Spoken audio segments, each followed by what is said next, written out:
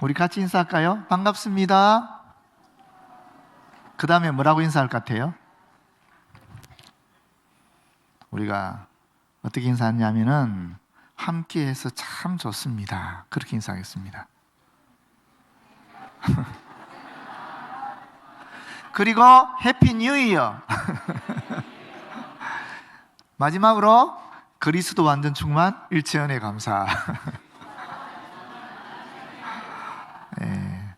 금년에는 우리가 반갑습니다, 함께해서 참 좋습니다, 그리스도 완전 충만 일체연의 감사, 이렇게 인사하도록 하겠습니다.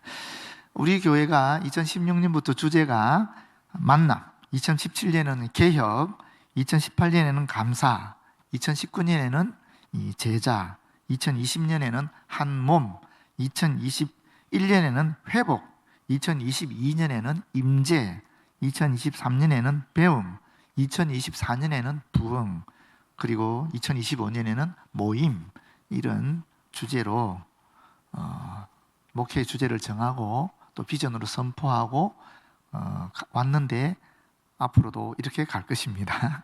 네, 금년에는 모임입니다. 여러분, 우리 이 교회라는 단어가 성경에는 원래 어떤 의미냐면 하나님으로부터 부르심을 받은 사람들이란 뜻이에요. 이 세상에 있는 사람들 하나님이 선택해서 불러주셨던 사람들, 이게 교회라는 의미입니다. 그런데 우리 한국 기독교는 이 성경에 있는 이런 의미를 어떻게 받아들였느냐 하면은 우리 나름대로는 교회라고 받아들였어요. 교회는 여러분 한자어잖아요. 그러면 교자가 무슨 교자입니까? 가르칠 교. 회자는 모일 회. 그러니까 이 한국 사람들이 성경에 나오는 교회의 의미를 받아들일 때는 가르치는 모임으로 받아들였다라는 거예요. 가르치는 모임이라는 소리는 결국 가르치고 배우는 모임이라는 거예요. 그렇죠? 그러니까 우리 한국 사람들이 받아들일 때 이 교회라는 성격은 이 모임이라는 것이 아주 강한 겁니다. 그렇지 않습니까? 그러면 모여서 뭘 가르치고 뭘 배우느냐? 진리를 가르치고 진리를 배우는 거죠. 그 진리는 예수 그리스도입니다. 예수를 통해서 우리는 인생의 의미를 발견하게 된다는 겁니다. 인생을 제대로 살아갈 수 있는 비결을 알게 된다는 거예요. 그뿐 아닙니다. 인생의 끝이 뭔가? 인생의 끝은 죽음이냐, 절망이냐, 아무것도 없는 거냐? 아니라는 거예요. 인생의 끝에는 새하늘과 새 땅, 하늘나라, 천국이 있다라는 겁니다. 그것이 진리거든요. 그것을 가르치고 배우고 하는 모임이 교회라는 거예요. 그래서 사실 우리 한국 사람들은 이 교회에서 이 진리와 함께 이 모임이라는 것을 매우 강조했다라는 것을 알 수 있는 겁니다. 그래서 금년 한 해는 우리가 이 모임이라는 성격을 좀 더 강조하면서 진리를 배우고 진리를 가르치고 진리를 나누고 하는 그런 사역에 몰두하려고 합니다. 좋죠, 여러분, 그죠? 그래서 오늘 본문을 통해서 보기 전에 먼저 이 시대의 요청에 대한 것을 알아보고자 해요. 시대의 요청을 알아보고 그 다음에 두 번째로 성경의 명령인 이 모임에 대해서 알아보고 그리고 우리가 어떤 모임에 참여해야 될까 하는 세 가지 내용 갖고 함께 말씀을 나누고자 합니다. 먼저 이 시대가 우리로 하여금 교회가 자주 모여야 된다 하는 것을 요청하고 있다는 겁니다. 우리는 여러분 사실 2020년부터 2022년까지 코로나라는 팬데믹 상황을 경험했지 않습니까? 우리가 그때 절실하게 깨달은 게 있어요. 뭡니까? 모여서 예배 드리고 모여서 선교하고 모여서 성경 공부하고 모여서 기도하고 모여서 함께 교제하고 모여서 봉사하는 것이 얼마나 큰 은총이었나, 그것이 얼마나 큰 축복이었나 하는 것을 그때 우리가 절실히 알았어요. 안 그랬습니까, 여러분? 아니, 오고 싶어도 못 오게 막아버리니까 예배 드리고 싶은데 집교에 모이고 싶은데 못 모이게 했잖아요. 사회적인 거리두기라는 것 때문에 우리가 모일 수가 없지 않았습니까? 절실히 느꼈잖아요. 좀 이해 안 되는 것은 있었죠. 지하철로 수백만 명이 매일 출퇴근하는데 거기서는 확진자가 한 명도 나오지 않았어요. 그런데 이상하게 교회에서 거리두기 하면서 떨어져 예배 드리는데 교회에서는 확진자가 나오는 참 신비로운 일이 있긴 있었지만 어쨌거나 거리두기 때문에 교회가 제한됐죠. 예배가 폐쇄되는 경우도 많았고 우리 교회는 단 한 번도 1부부터 5부까지 예배를 쉰 적은 없었지만 그럼에도 불구하고 한국교회 전체가 그런 형편에 놓여 있었지요. 그렇게 되면서 서로 만나서 친교할 수 있는 기회가 동시에 제한되지 않았습니까? 사실 우리가 자주 보고 자주 만나고 자주 얘기하고 차라도 마시고 이래야 이게 뭔가 되는 건데 이게 제한받아 버리니까 서로에 대한 무관심이 증가하게 되고 이게 강화되면서 결국 어떤 현상까지 왔느냐, 어떤 데까지 갔느냐, 세상에 신자가 없는 교회가 현실이 된 것을 경험하게 된 거예요. 아니 교회를 폐쇄하라 그러니까, 예배드리지 말라 그러니까 결국은 목사가 혼자 앉아서 설교하고 그걸 실시간으로 방송하는, 교회는 교회인데 신자가 없는 교회, 이런 것이 만들어져 버린 거죠. 실제로 그걸 경험하게 된 겁니다. 그런데 이제 우리가 코로나라는 팬데믹에서 벗어났지 않습니까? 그러면 이 모임에 대한 간절한 열망 때문에 더 열심히 모일 것 같잖아요. 근데 이게 하루 이틀이 아니고 3년을 가게 되니까 모이지 않고 예배드리는 것이 적응돼 버린 거예요. 굳이 비 오는데 눈 오는데 추운데 더운데 굳이 예배당까지 와서 예배를 드려야 되나? 그냥 집에서 편안하게 앉아서 틀면 나오는데 굳이 와야 되나? 이렇게 된 거죠. 그런 안타까운 상황이 발생한 거죠.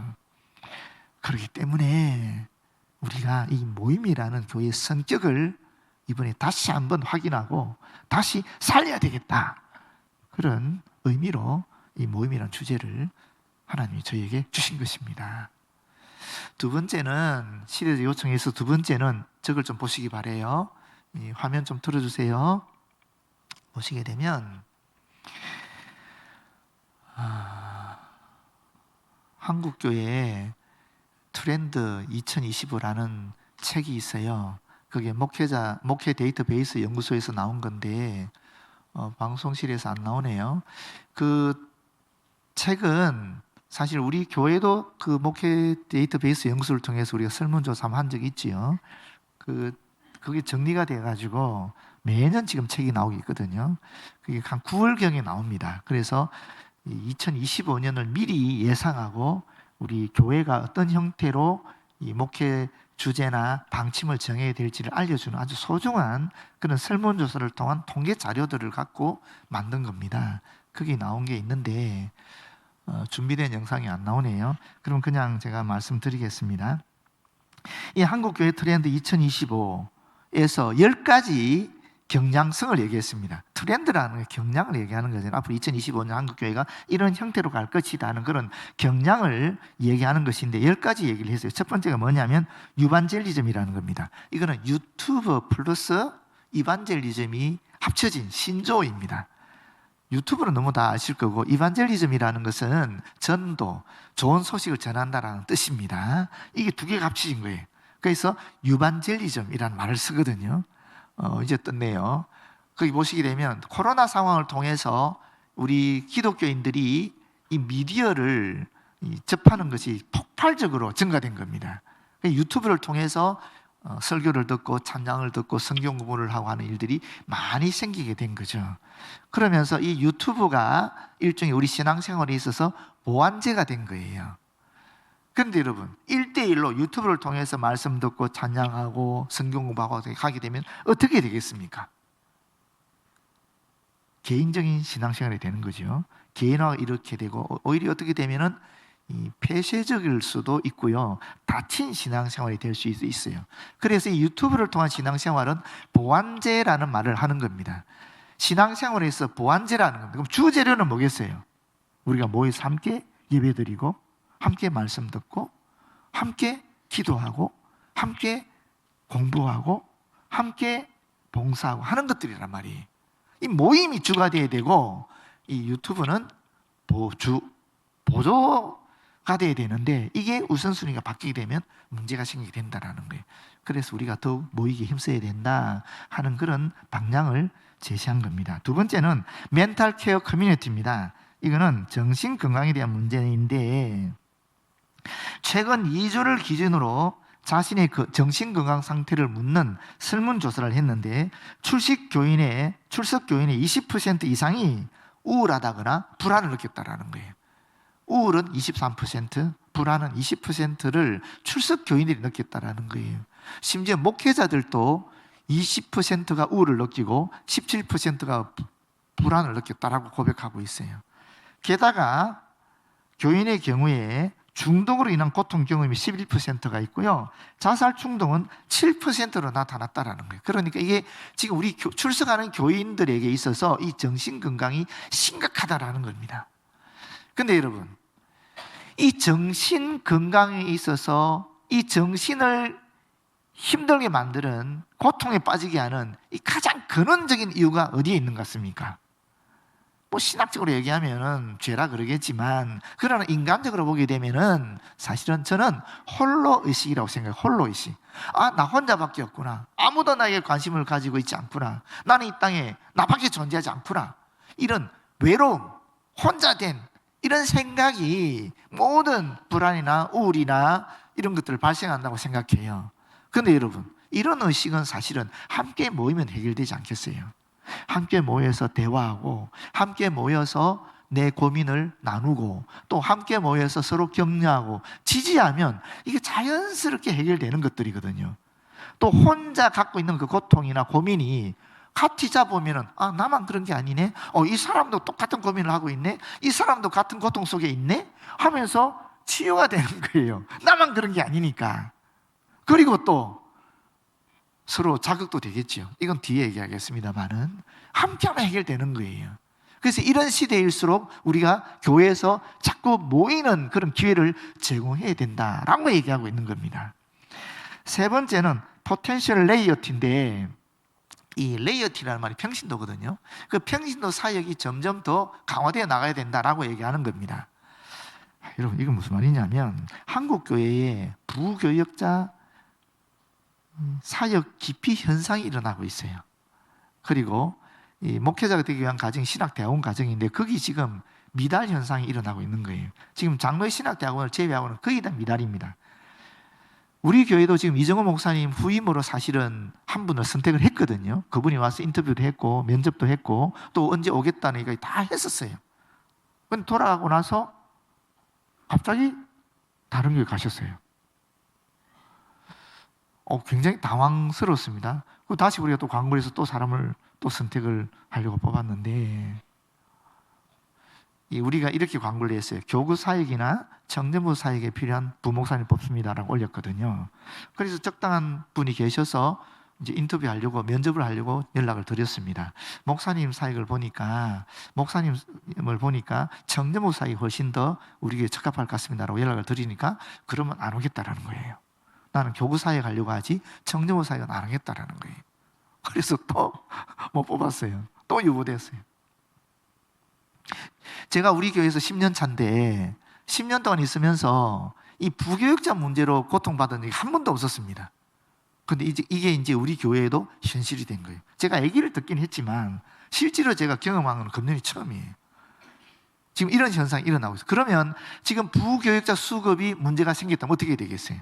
교육자들이 했던 일들을 이제는 평신도들이 감당해야 된다라는 거예요. 근데 여러분, 평신도들이 감당하려고 하면 혼자 그 역량이 배양이 되겠습니까? 혼자서? 아니죠. 교회 모임을 통해서 같이 하는 가운데에 지도력이 배양이 되는 거예요. 그리고 지도력을 발휘할 수 있는 기회도 주어지는 겁니다. 자꾸 모여야 된다는 거예요. 모여서 지도력 개발도 돼야 되고 또 지도력을 또 발휘할 수 있는 기회도 주어져야 돼야 비로소 목회자들이 관여했던 그런 영역에 들어가서까지 이 사역자들이, 평신도 사역자들이 활발하게 활동할 수 있게 된다는 거예요. 그래서 이런 시대일수록 더 우리가 모임이 활성화된다는 얘기를 하고 있는 겁니다. 지금 노예에서도 어떤 조치를 취하려고 하느냐 하면은 장기발전위원회에서 지금 워낙 신학생들이 없으니까 교육 전도사 구하기 어려운 거예요. 그래서 지금 발전 계획 중에 하나가 교회에서 평신도를 한 사람을 훈련을 시키는 겁니다. 신학 훈련을 1년 동안 시켜서 이분으로 하여금 다른 교회는 못 가고 그 교회에서만 교육 전도사 역할을 할 수 있도록 하자 하는 그런 발전 방향을 잡고 지금 금년부터 시행할 거예요. 지금 이런 상황입니다. 매우 심각한 시대적 요청이 우리로 하여금 모임을 활성화해야 된다라고 이야기하고 있는 겁니다. 그 다음에 네 번째가 오토프락시라는 말인데 이건 신앙의 양극화라는 말이에요. 여러분 부의 양극화, 이념의 양극화 또는 뭐 교회의 양극화 이런 얘기를 많이 들어보셨을 건데 신앙의 양극화라는 말은 못 들어보셨죠? 신앙이 좋은 사람은 엄청 좋아지고 나쁜 사람은 정말 나빠진다는 거예요. 그런 이야기입니다. 이게 코로나 상황을 겪고 난 다음에 목사님들한테 설문조사를 해보니까 평균적으로 이 교인들의 신앙 성숙이 훨씬 비율적으로 2배나 더 성숙해졌다라는 거예요. 놀라운 얘기죠. 코로나 상황인데 어떻게 교인들의 신앙이 더 성숙해집니까? 그럴 수밖에 없어요. 코로나 상황을 통해서 이제 신앙이 약간 미비했던 분들, 약한 분들은 다 떨어져 나가고 정말 사모하는 분들만 교회에 모이게 되니까 교회 출석하는 성도들의 신앙의 질은 높아질 수밖에 없지 않겠어요? 그런 상황이 됐다라는 거예요. 그래서 아예 떨어질 사람은 아예 떨어져 버리고 또 남을 사람은 아예 열심히 남고 이제 이런 양극화 현상이 일어나게 됐다라는 거예요. 그럼 어떻게 되겠어요? 이런 질적으로 신앙의 질이 이제 더 좋게 된 분들이 활동할 수 있는 자리가 있어야 되지 않겠습니까? 그러니까 더 모임이 활성화되어야 된다는 거예요. 그게 제공되지 않으면은 이 신앙의 질이 올라갔기 때문에 이제 부족함을 느끼게 된다는 겁니다. 얼마든지 활동할 수 있는 그런 장들을 열어줘야 된다는 거예요. 그래서 모임이 활성화해야 된다라고 이야기하고 있는 겁니다. 다섯 번째가 패밀리 크리스찬입니다. 이 가족 종교화라는 말인데 코로나 이후에 출석하는 교인들의 성분을 조사해 보니까 이게 부모의 신앙을 이어받은 성도들의 숫자가 많아지더라는 겁니다. 어머니 같은 경우는 94%가 되고 이 자녀들 같은 경우는 90% 안팎이 다 이미 신앙이 있었던 가정의 자녀들이 교회를 출석하더라는 겁니다. 그래서 교회 나오게 되면 이제 가족들이 많아지는 거죠. 가족 단위로 많이 모이게 되는 거예요. 그러면 여러분 어떤 현상이 일어나겠어요? 홀로 대전으로 와서 우리 교회 출석하는 분들 또는 회심해서 혼자 교회 출석하는 분들은 소외감을 느끼는 거예요. 근데 그 소외감 느끼는 비율이 조사를 해보니까 무려 25%예요. 4분의 1의 성도들이, 교인들이 홀로 집을 떠나서든지 또는 회심해서 들어온 성도들이라서 이 가족 종교화되는 교회의 분위기에 소외감을 느낀다는 거예요. 그래서 이 모임을, 소그룹 모임 같은 거를 많이 활성화하게 해줘야 이분들이 들어와서 거기서 형제와 자매 의식, 가족 의식을 느끼게 되고 이 소속감을 느끼게 되면서 소외감에서 벗어나서 교회에 정착할 수 있다는 거예요. 그래서 이 시대야말로 더 모임이 활성화되어야 된다라고 요청하고 있는 겁니다. 여섯 번째는 스피리추얼 Z세대인데 제가 이 지지 발음 제대로 안 돼서 Z라는 말 할게요. 20대 청년 세대가 상당히 영적이라는 겁니다. 세상에 있는 20대 1995년 이후 세대들은 세상에 있는 청년들은 돈이 1순위예요. 근데 교회 다니는 크리스찬 20대 청년들 1순위는 돈이 아니래요. 여러분 뭐 같아요? 가정이래요. 가정이 우선이라는 거예요. 돈은 4순위예요. 대단하죠? 굉장히 바람직한 현상 아닙니까? 그러면 교회는 어떻게 되겠어요? 이런 청년 세대들이 들어와서 얼마든지 가정적으로 활동할 수 있는 그런 모임을 많이 만들어놔야 되는 거예요. 그런 기회를 제공해야 된다는 겁니다. 우리 교회 같으면 새가족 영성 훈련 같은 게 있잖아요. 또 3040 모임들이 다 그 가족들을 모이거든요. 가정별로 모이거든요. 이런 모임들이 많아져줘야 이 젊은 세대들이 또 교회에 정착할 수 있다는 거예요. 그럼 일곱 번째는 싱글 프렌들리 처치라는 겁니다. 이 싱글 사역이라는 건데 지금 미혼 인구 비중이 빠르게 증가하고 있지 않습니까? 교회에서도 알아보니까 결혼하지 않아도 문제될 게 없다 하는 청년들의 비율이 52%입니다. 사실 결혼은 하나님의 축복이고 또한 하나님의 명령이기도 하거든요. 그런데 지금 젊은 세대는 그렇지 않다라는 거예요. 애 키우는 게 너무 힘들어서 그런지 모르겠지만 자기들이 부모들한테 너무 힘들게 했으니까 자기들이 애 낳아도 이렇게 힘들지 않을까 지레 겁먹고 그러는 수도 있고 구조적으로 문제가 있을 수도 있겠지요. 근데 중요한 사실은 그렇다라는 거예요. 실제로 우리 교회 이정호 목사님 후임으로 뽑았던 분도 싱글이었어요. 싱글이어서 인사위원회 장로님 이런 질문을 했어요. 아니 청년부 사역을 맡길 건데 그러면 어떡하냐, 본인이 결혼하지 않은 상태에서 청년들한테 결혼하라고 어떻게 얘기할 수 있겠냐는 거예요. 설교할 수 있겠냐는 거예요. 일리가 있는 말씀이죠. 또 사실 참 이분 뽑았으면 좋겠다라고 지금 우리가 본 분이 있는 이분도 싱글인 거예요. 그래서 지금 보류시켜 놨거든요. 근데 이 싱글이니까 대학부 정도면 괜찮겠지만 청년부에 싱글 사역자를 보내기가 좀 그런 거예요. 그렇다고 결혼도 안 한 분을 교구 사역자를 보내기도 애매하잖아요. 그게 지금 보류가 된 상태예요. 우리 교회만 해도 여러분 풀타임 사역자 중에 전임 사역자 중에 2사람이 지금 결혼하지 않고 있잖아요. 우리 신강산 전도사님 그리고 대학부를 담당하는 정현학 전도사님 목사님이죠. 목사님도 지금 결혼하지 않은 상태거든요. 우리 교회에 풀타임 사역자가 8인가 있는데 그중에 2이 지금 싱글입니다. 다행히 우리 정인학 목사님이 결혼 날짜를 받았습니다. 네. 금년 6월 28일 날 예식장도 예약하고 지난주에 돌아왔어요. 그래서 다행히 벗어나게 됐지만 지금 그런 상황이라는 거예요. 이게 지금 우리 현실이라는 겁니다. 근데 여러분 싱글 홀로 교회 오는 친구들한테 뭐가 문제겠어요? 자기 고민을 얘기할 대상이 없는 거예요. 그런 대상이 없는 거죠. 터놓고 얘기할 수 있는 그런 공간, 그런 여지, 그런 기회가 없는 겁니다. 이것을 교회에서 제공해야 된다는 거예요.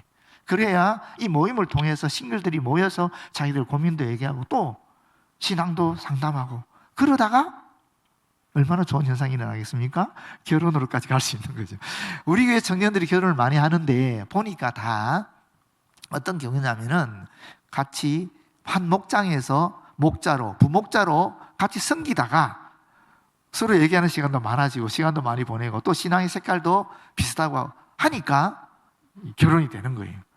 또 리더로 우리 리더가 간사 모임이 간사들 활동을 하다가 거기서도 또 이렇게 같이 섬기는 가운데 또 만나서 결혼하는 경우도 많아요.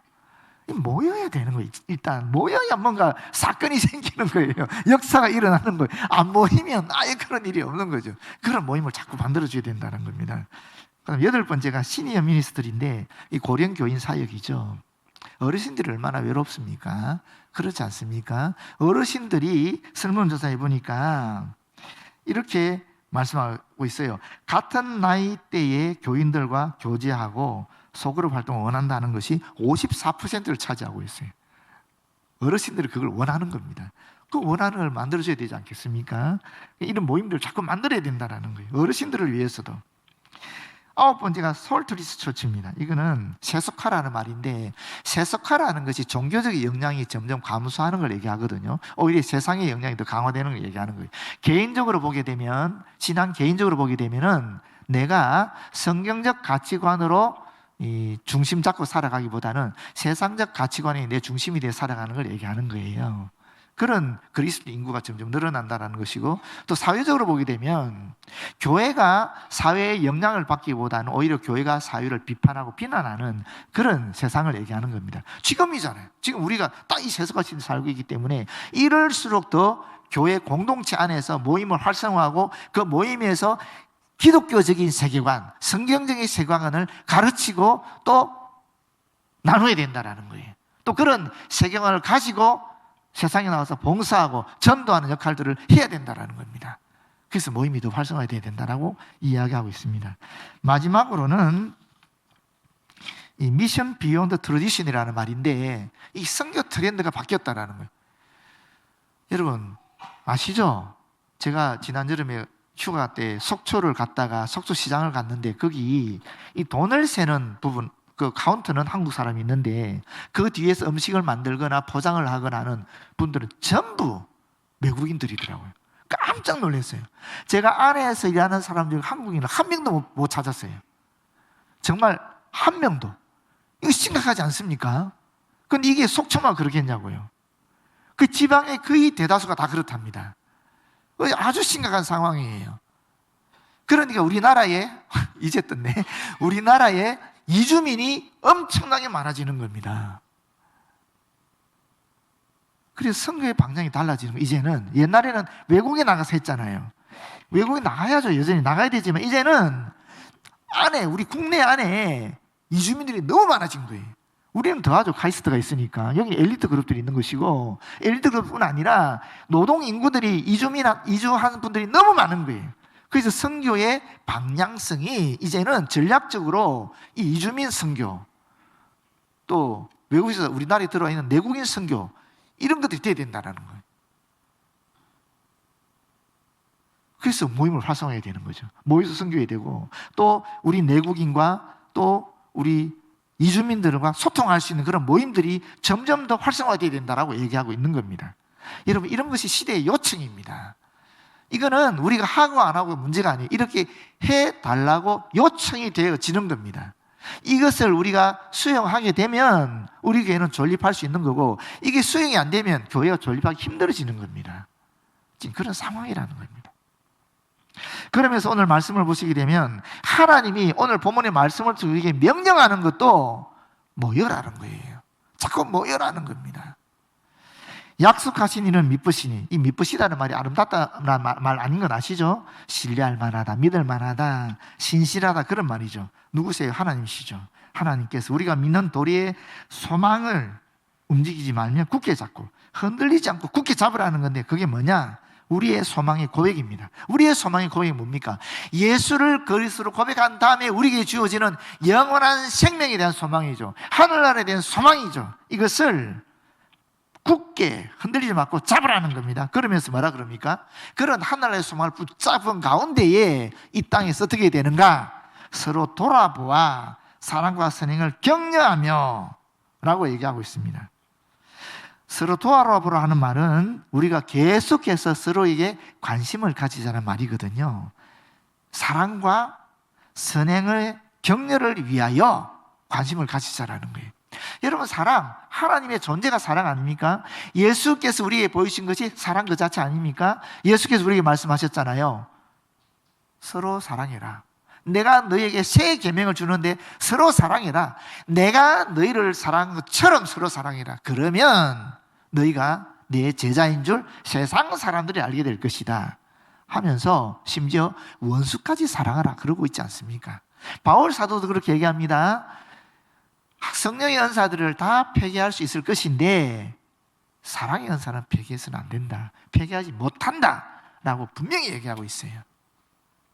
그런데 그 사랑 혼자서 할 수 있습니까? 함께 할 수 있는 거잖아요. 그렇지 않습니까? 모여야 사랑할 수 있는 거지, 모이지 않고 나 혼자서 무슨 사랑을 합니까? 안 그렇습니까? 모이라는 거죠. 격려도 그렇습니다. 격려라는 게 단순히 우리가 말로 이렇게 격려하는 게 아니에요. 이 격려라는 의미는 선동하다, 자극하다, 그런 의미까지 포함되어 있는 단어입니다. 그렇기 때문에 단순하게 격려하는 정도를 넘어서서 적극적으로 행동으로 옮길 수 있을 만큼 자극적 역할을 한다는 거예요. 나 혼자서 무슨 자극적 역할을 합니까? 같이 모여 있어야 자극적 역할을 하지. 안 그렇습니까, 여러분? 우리가 함께 모이게 되면은 저분은 정말 저런 고통스러운 가운데에서도 어떻게 저렇게 주님을 섬길 수 있지? 어떻게 저렇게 교회를 섬길 수 있지? 하는 그런 자극을 같이 있는 사람들이 받게 된다는 거예요. 내가 하는 행동을 통해서, 선한 행동을 통해서, 사랑의 실천을 통해서 함께 있는 사람이 자극받기도 하고, 나 또한 함께 있는 신앙의 그런 아름다운 분들을 통해서 자극을 받는다라는 거예요. 그러니까 모이라는 거예요. 모여야 격려가 되고 자극이 되지, 모이지 않으면 아무것도 안 된다라는 겁니다. 그래서 결론적으로 뭐라 그럽니까? 모이기를 피하는 어떤 사람들의 습관과 같이 하지 말고, 무슨 말입니까? 어떤 자들에게 습관이 된 것처럼 스스로 모이기를 포기하지 말라 하는 말입니다. 무슨 얘기죠? 이 당시에 스스로 모이기를 포기한 사람들이 많았다라는 거예요. 왜 그렇습니까? 내부적으로 이단이 일어났거든요. 그러면서 교회 안에서 상처받는 사람들이 많았어요. 이런 사람들이 교회에 오기를 스스로 포기해버린 거죠. 외부적으로는 박해의 위협이 있었지 않습니까? 예수 믿으면 죽인다 그러는데 그게 무서워서 못 가게 되는 거죠. 그래서 점점 그리스도에 대한 인식, 믿음이 약화되면서 스스로 교회 나가기를 포기하게 된 사람들이 많았다라는 거예요. 오늘날 마찬가지입니다. 우리 시대가 이와 비슷하게 된 겁니다. 코로나를 지나면서. 그래서 강력하게 명령하시는 것이 모여라 하는 겁니다.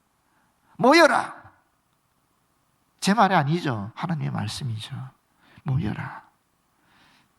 그리고 오직 권하여 지속적으로 권면해서 그날의 가까움을 볼수록 그리스도의 재림의 날이 가까이 올수록 더욱 더 모여라 라고 말씀하고 있는 겁니다.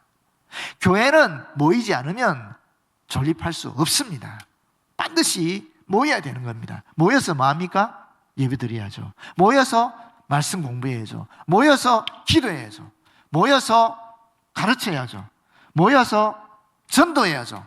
모여서 봉사해야죠. 모여서 서로 사랑의 사귐을 가져야죠. 이게 하나님의 말씀이고 명령이라는 겁니다. 그럼 여러분 어떻게 모일 것인가? 어디에 모일 것인가? 이미 제공되어 있지 않습니까? 우리 교회 안에 공식적인 모임이 있고 비공식적인 모임이 있지요. 공식적인 모임이 뭡니까? 주일 예배, 3일 예배, 수요 기도회, 그리고 날마다 새벽 기도회, 그리고 직교회 연합 예배, 이 공식적인 모임들이잖아요. 비공식적인 모임도 있습니다. 화요 기도회, 또 선교회, 선교 후원회, 전도회, 여러 가지 비공식 모임들이 있지 않습니까? 모여라는 겁니다. 이미 모임이 제공되어 있다라는 겁니다. 그 말씀에 순종하라는 겁니다. 순종하면 어떻게 되는가? 예수님이 직접 하신 말씀입니다. 마태복음 18장 19절 20절 그대로 읽어드리겠습니다. 진실로 다시 너희에게 이르노니 너희 중에 두 사람이 합심하여 무엇이든지 구하면 하늘에 계신 내 아버지께서 그들을 위하여 이루게 하시리라. 두 사람이 합심하여, 한 사람이 아니죠. 두 사람은 모임을 전제하는 거잖아요. 모여서 무엇이든지 구하면 우리의 마음의 소원을 하나님이 응답해 주시겠다라고 분명하게 말씀하신 거죠. 약속하신 거죠. 뿐만 아니라 두세 사람이 내 이름으로 모인 곳에는 나도 그들 중에 있느니라. 우리가 예수 믿는 이유는 많지만 그 중에 하나가 뭡니까? 우리가 예수님과 함께 좀 접촉하고 싶고 예수님의 임재를 경험하고 싶고 좀 예수님과 동행하고 싶은 그런 것들이 우리 안에 다 있잖아요. 근데 예수님이 분명하게 얘기하는 거예요. 두세 사람이 내 이름으로 모인 곳에는 내가 너희와 정확하게 같이 있겠다 분명히 약속하신 거예요. 예수 그리스도가 나와 함께하는 그 경험하고 싶습니까? 소그룹으로 모이십시오. 그리스도 이름으로 모이십시오. 모여서 그리스도 이름을 나누고 말씀을 나누고 사랑을 나누고 내 기도의 제목을 나누고 내 아픔을 나누고 서로 격려하고 지지하고 사귀면 예수께서 분명히 우리와 함께 하시겠다고 약속하시기 때문에 그리스도가 나와 함께 하시는 것을 경험할 수 있다고 얘기하고 있는 겁니다. 여러분, 하나님께서 우리에게 모임이라는 주제를 금년에 주셨습니다. 시대가 요청하고 있고 말씀을 통해서 분명히 명령하고 있고 예수님께서 이와 같이 약속하셨습니다. 여러분, 이 모임에 우리가 적극적으로 참여해서 이 말씀 그대로 우리의 삶 속에 이루어지는 그런 저와 여러분 되었으면 참 좋겠습니다. 기도하겠습니다. 아버지 고맙고 감사합니다. 주님, 우리에게 모임이라는 비전을 주신 것 고맙고 감사합니다. 이 모임이 오늘 말씀 그대로 이루어져서 우리의 삶에 그리스도로 충만하게 되도록 인도하여 주시옵소서. 예수님 이름으로 기도드립니다. 아멘.